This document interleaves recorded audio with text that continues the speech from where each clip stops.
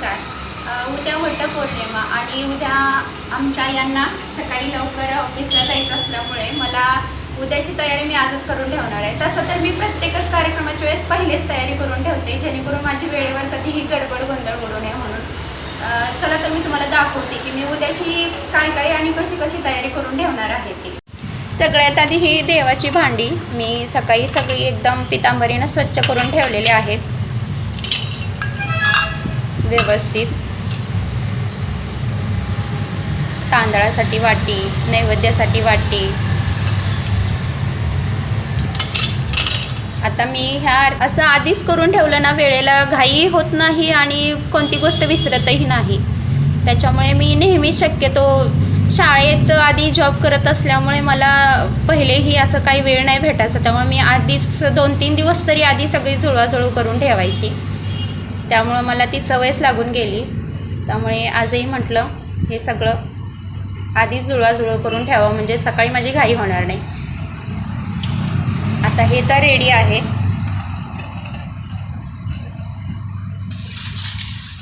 इथे पहा, मी एक नारळ घेतलेला आहे, हिरवं वस्त्र घेतलेलं आहे। त्याचबरोबर इकडं आमच्या इकडे ना असं सुताचं वस्त्र घालण्याची पद्धत आहे वडाला। असं कापसाचं वस्त्र घालण्याची, याला हळदी आणि कुंकू लावलं जातं आणि हे वस्त्र वडाला घातलं जातं। आता मी हे याच्यामध्ये घालून ठेवते, जेणेकरून इतर सामानामध्ये ते गुंतून जाऊ नये आणि ते व्यवस्थित राहावं, म्हणून मी असं प्लास्टिकच्या कागदामध्ये घालून ठेवत आहे, जेणेकरून ते उद्यापर्यंत व्यवस्थित राहील। आता मी पंचपाळ घेऊन जाणार नाही आहे, मी हे घेऊन जात आहे, कारण हे सोपंही पडते मला आणि हळदी कुंकू सांडतही नाही, त्यामुळं मी हे घेऊन जाणार आहे।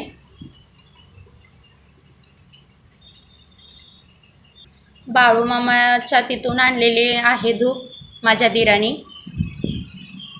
संदीप नेहमीच गेले की माझ्यासाठी ही धूप, अगरबत्ती, परत कापूर वगैरे तिथूनच घेऊन येतात आणि खूप चांगल्या क्वालिटीचं असतं। ह्यातलं एक मी धूपही घेत आहे।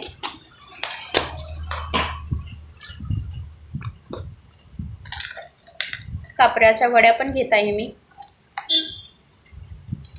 सगळं मी आजच काढून व्यवस्थित बांधून पॅक करून ठेवणार आहे, जेणेकरून माझी उद्या कसलीच घाई होऊ नये। सगळ्यात महत्त्वाची म्हणजे ही काडी पेटी।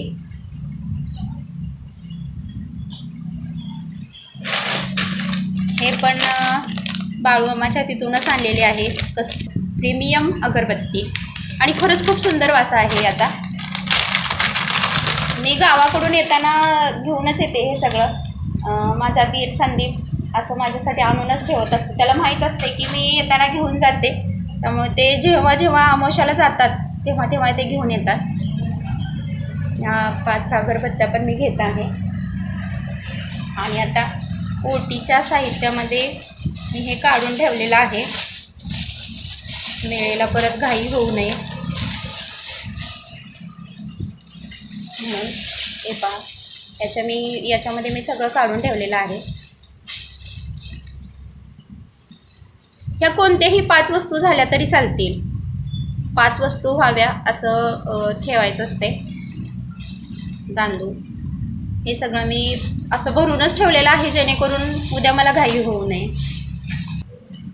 इथे मी अजून एक आरती घेत आहे। ही कशासाठी, तर हा जो कापूर आहे तो तिथे गेल्यानंतर लावण्यासाठी मला हे लागणार आहे, त्यामुळे मी हेही घेणार आहे। तात्पुरतं मी आता तांदूळ याच्यामध्येच टाकत आहे। हे तर आहेच, त्याचबरोबर मी तिथे पूजा मला मांडता यावी किंवा ठेवता यावी, त्यासाठी मी हे पण घेतलेलं आहे। तेल ओतण्यासाठी मी बॉटलमध्ये तेल घेतलेलं आहे। मी घरून जातानाच दिव्यामध्ये तेल घालणार नाही, मी अशी बॉटल घेऊन जाणार आहे आणि तिथं गेल्यानंतर मी दिव्यामध्ये तेल ओतून ते लावणार आहे। कारण कसं होतं आहे की गाडीवरती वगैरे जावं लागणार आहे, कारण इथं आता महाराष्ट्रात होतं सगळीकडे माहीत होतं बाबा सगळेच करतात किंवा कुठं आहेत वटवृक्ष हे वगैरे माहीत राहतं, पण आता इथं गुजरातमध्ये आमची सुरुवात तिथून होणार आहे की झाडच कुठे वडाचं हे आधी आम्हाला शोधावं लागणार आहे। त्याच्यामुळे मी हे सोय करून ठेवलेली आहे. त्याच्यानंतर मी एक रुमाल पण घेणार आहे, कारण आता ते तेल ओतलं की हात खराब होणार.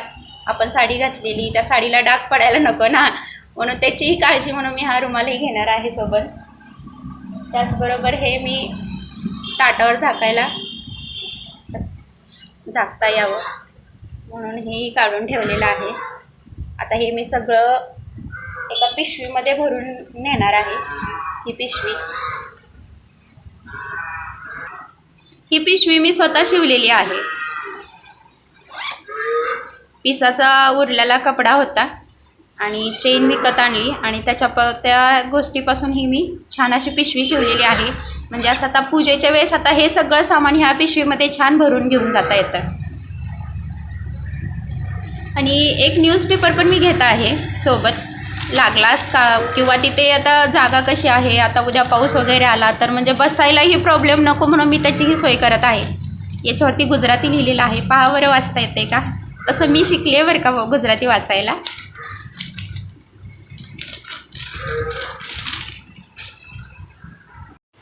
फक्त फुलं आणि हार या 2 गोष्टी राहिलेल्या आहेत. या आम्ही आता उद्या सकाळीच घेणार आहोत, कारण फुलं देवाला शिळी कशी आपण वापरणार ना, त्यामुळे आम्ही ते उद्या सकाळी जाऊनच आणणार आहोत. आणि मी आता जे पूजेचं तुम्हाला जे काही साहित्य दाखवले आहे ना, त्यात एक मेन गोष्ट राहिलेली आहे. तुमच्या लक्षात आली आहे का ती आणायला आत्ताच आम्ही जाणार आहे आवरून. आता आमचे राजे यांचं आवरलं की मग आम्ही ती गोष्ट आणायला जाणार आहोत. पण ती तुमच्या गोष्ट लक्षात आली आहे का, मला कमेंटमध्ये नक्की सांगा. मी कोणती गोष्ट माझ्या पूजेमध्ये नाही आहे आणि ती असायला हवी होती, आणि वडाच्या पूजेसाठी ते खास असतेच, अशी कोणती गोष्ट राहिलेली आहे ही मला तुम्ही कमेंटमध्ये नक्की सांगा.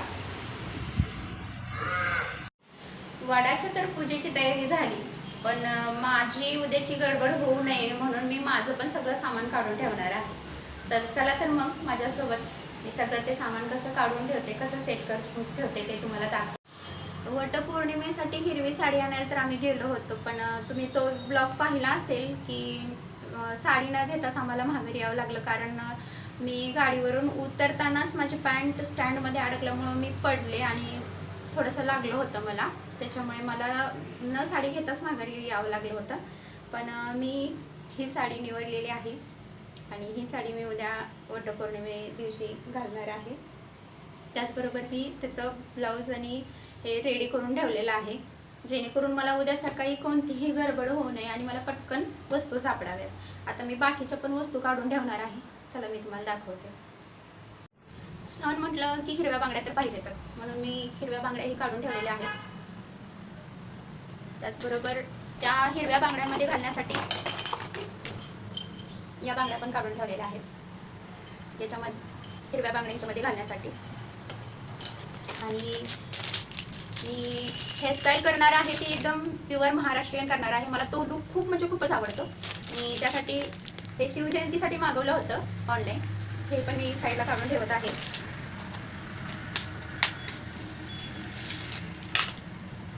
हे सुंदर असं मोराचं मंगळसूत्र, हे पण मी त्यासाठी काढून ठेवत आहे.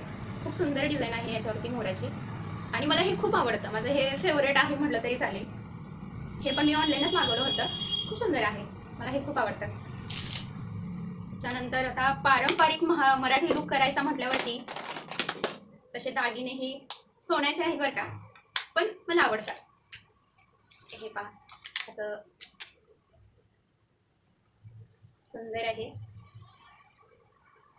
नथीच्या आकाराचं आहे हे, आणि त्याच्यावरती मॅचिंग कानातले पण आहेत असे नथीच्या आकाराचे.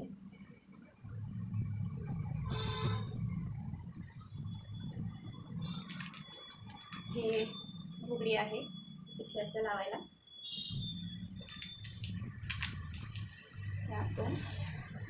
आणि सगळ्यात महत्त्वाचं आणि माझी फेवरेट नथ.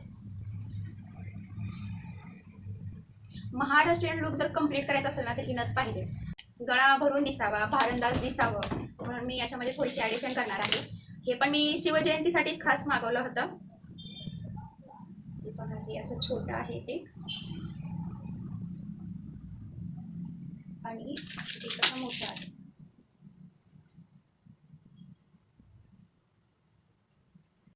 हे पहा, मला हेही खूप आवडतं. हे बिचवे, मासवळ्या खूप आवडतं मला हे घालायला. त्याचबरोबर मी वेल पण घालणार आहे. असे आंबाडा घातल्यानंतर हे वेलही मी बाजूला काढून ठेवत आहे.